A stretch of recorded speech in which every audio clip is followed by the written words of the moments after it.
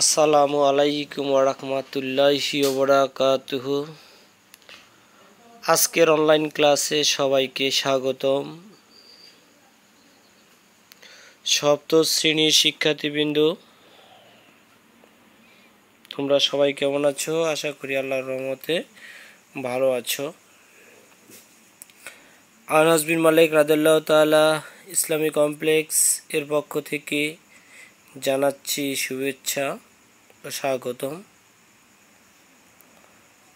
আমি মোহাম্মদ মনির হোসেন, সহকারী শিক্ষক, জীববিজ্ঞান, আনাস বিন মালিক রাদিয়াল্লাহু তাআলা ইসলামী কমপ্লেক্স ভোলা। আজকের পাঠ শেষে তোমরা যা শিখবে, ধাতু এবং অ্যাসিডের বিক্রিয়া কোন গ্যাস উৎপন্ন হয় তা বলতে পারবে।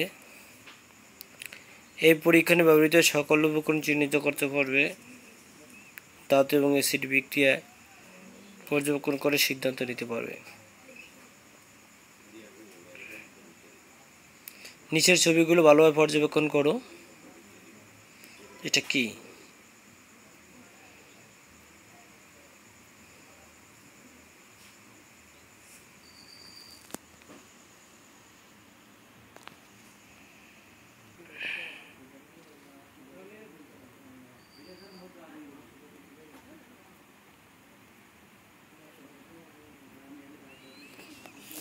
Magnesium ribbon, hydrochloric acid, spirit lamp, দিয়াশলাইয়ের কাঠি, টেস্ট টিউব।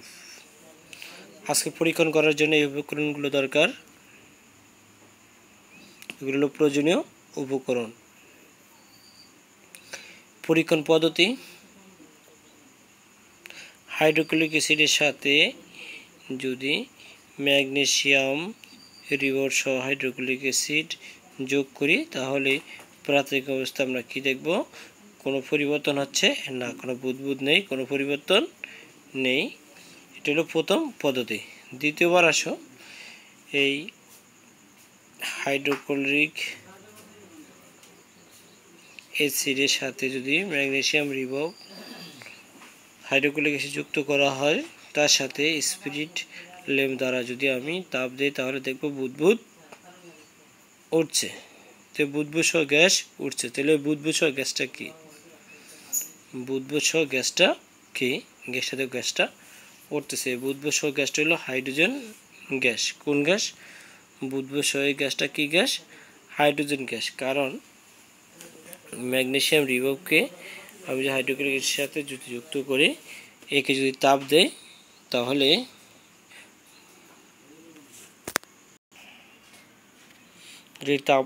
এখানে হাইড্রোজেন গ্যাস উৎপন্ন হবে। দেখো দিয়াশলাইয়ের কাঠির উপরে পপ করে জ্বলতেছে। আর এখানে প্রথম টেস্ট টিউবে দেখো এর ভিতরে হাইড্রোজেন গ্যাস উৎপন্ন হচ্ছে। ম্যাগনেসিয়াম রিবন আর হাইড্রোজেন গ্যাস উৎপন্ন হচ্ছে। হাইড্রোক্লোরিক অ্যাসিড এখানে ম্যাগনেসিয়াম গ্যাস উৎপন্ন, এই হাইড্রোজেন গ্যাস উৎপন্ন হচ্ছে। তাহলে এই ছবিগুলো পর্যবেক্ষণ করে আমি দেখলাম যে এক নক্ষত্রে কোনো বুদবুদ আকারে কোনো গ্যাস উৎপন্ন হচ্ছে, হাইড্রোজেন গ্যাস। এক নং ছবিতে আমরা যে গ্যাসটা দেখতে পাই সেটা হলো হাইড্রোজেন গ্যাস। কীভাবে বুঝবো হাইড্রোজেন গ্যাস উৎপন্ন হয়েছে? তাহলে দিয়াশলাইয়ের কাঠি দলে পপ করে জলে উঠবে। দিয়াশলাইয়ের কাঠি দলে পপ করে জলে উঠলে আমরা বুঝবো যে এখানে হাইড্রোজেন গ্যাস উৎপন্ন হয়েছে। এবার তোমাদের কাছে কিছু প্রশ্ন, যে ম্যাগনেসিয়াম রিবন কি? ম্যাগনেসিয়াম রিবনটা কি? ম্যাগনেসিয়াম রিবন হলো একটা ধাতু। ম্যাগনেসিয়াম রিবন হলো একটি ধাতু। 2 নম্বর প্রশ্ন, ধাতু এবং অ্যাসিডের বিক্রিয়ায় কোন গ্যাস উৎপন্ন হয়? ধাতু এবং অ্যাসিডের বিক্রিয়ায় হাইড্রোজেন গ্যাস উৎপন্ন হয়। 3, ধাতু এবং অ্যাসিডের বিক্রিয়ায় কী ধরনের পরিবর্তন ঘটে? ধাতু অ্যাসিডের বিক্রিয়ায় রাসায়নিক পরিবর্তন ঘটে থাকে।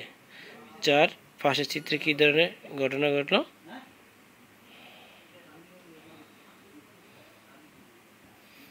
পপ করে জল ওঠে। হাইড্রোজেন গ্যাস উৎপন্ন হওয়ার কারণে সেটা পপ করে জলে উঠছে।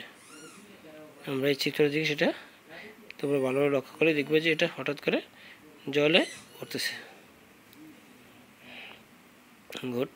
আজকের এই পাঠে গুরুত্বপূর্ণ তোমাদের যে শব্দগুলো ছিল সেটা হলো magnesium ribbon, hydrochloric acid, spirit lamp, দিয়াশলাইয়ের কাঠি, টেস্ট টিউব। পপ শব্দ।